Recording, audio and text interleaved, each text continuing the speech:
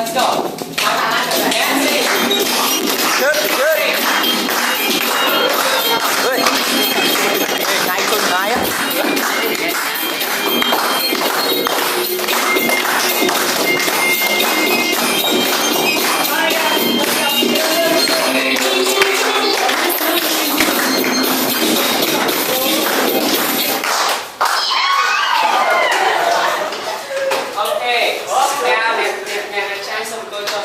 Đọc anh đi trên mắt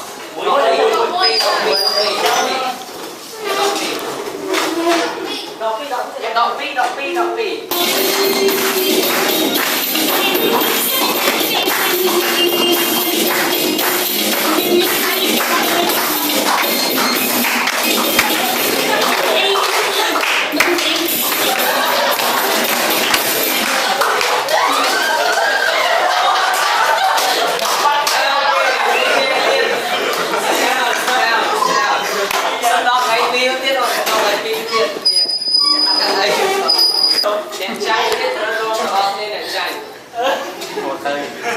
Ok, xong em thế này. Kìa, đọc đi cho cô.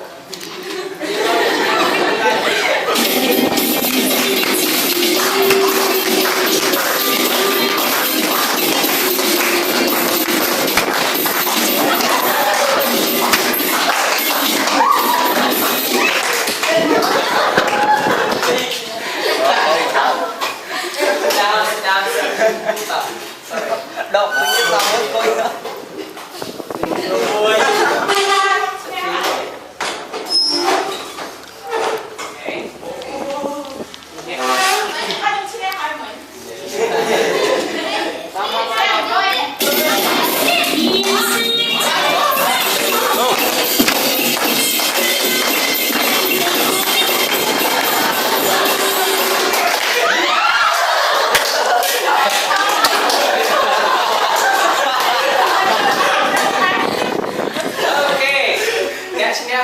Xong cùi, hơi nè, chanh tơ mà xong trong